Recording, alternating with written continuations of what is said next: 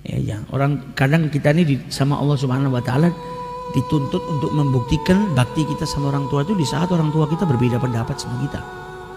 Orang tua semakin tua mungkin semakin ngerepotkan, atau mungkin minta sesuatu yang kita kesusahan. Nah, itu saatmu menunjukkan kalau engkau berbakti atau tidak.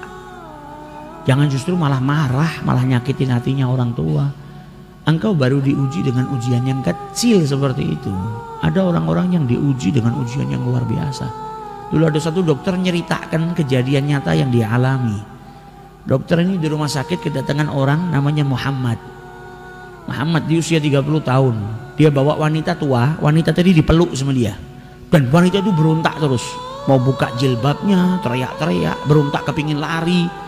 Dibawa ke rumah sakit, kata dokter perempuan tadi, ini siapa? Ini ibu saya. Lah kenapa kok sampai seperti ini? Ya ibu saya memang dari kecil lahir dalam keadaan kekurangan di akalnya. Kalau zaman sekarang kita nganggapnya orang sakit jiwa lah, ada kekurangan. Lu bagaimana ceritanya kok bisa punya anak? Sakit jiwa kok punya anak? Iya, memang ibu saya ini dinikahkan sama ayah saya sama satu orang supaya punya anak saya yang bisa ngasuh ini, ngerawat. Dan mulai dari usia 10 tahun saya sudah ngerawat ibu saya. Saya yang bersihin kotoran, saya masakkan ibu saya ngasih makan. Kalau mau tidur saya ikat kaki saya dengan kakinya ibu saya. Saya takut ibu saya lari dari saya. Saya takut keluar dari rumah nanti susah nyarinya, makanya dia mau tidur diikat. Jadi anak yang soleh yang luar biasa. Kita nggak dikasih sama Allah ujian seperti itu.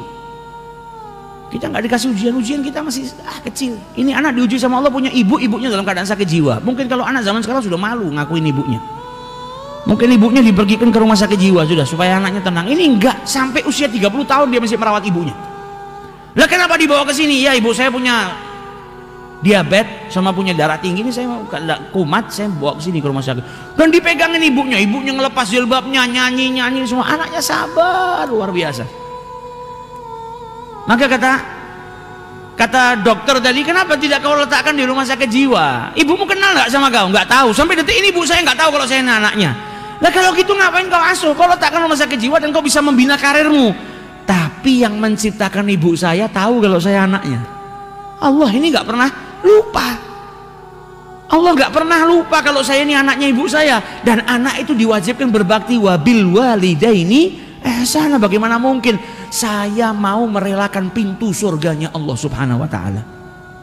Tiap hari saya berjuang, mau ibu saya kenal tidak kenal dengan saya, yang penting saya harus berbakti supaya tiap hari ada pintu surganya Allah yang terbuka buat saya. Ini baru luar biasa baktinya. Kalau kita di posisi itu, wallahu a'lam, mungkin tidak satu pun dari kita mampu. Dan ibunya ketika di dalam ruangan dokter tadi ngelihat acara TV di Mekah, maka ibunya tanya, kapan ke Mekah? Kapan ke Mekah? Kata anaknya, insya Allah kita akan ke sini. Kata dokternya, ibumu ini kan tidak punya kewajiban, sholat aja nggak wajib, menghilang akal. Kenapa ke Mekah bareng? Dia bilang, ibu saya setiap punya keinginan apa, saya akan berusaha untuk mewujudkannya.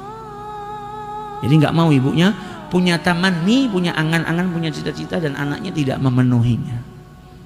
Nah ini baktinya seorang anak yang seperti itu, insya Allah masuk ke dalam surganya bighairi hisab, karena baktinya kepada orang tua. Kita nggak dikasih ujian yang seperti itu. Kadang kita dikasih ujian kecil, beda pendapat sedikit sama orang tua kita atau apa. Kalau sampai kita nggak bisa menunjukkan, membuktikan bakti kita sama orang tua, ya rugi kita, rugi. Jadi apapun, bahkan dikatakan sama Nabi, wa in dzalama memang susah. Masa kita dizalimin kita suruh berbakti? Susah, karena imbalannya surganya Allah Subhanahu wa taala. Nggak gampang untuk dapetin surganya Allah Subhanahu wa taala.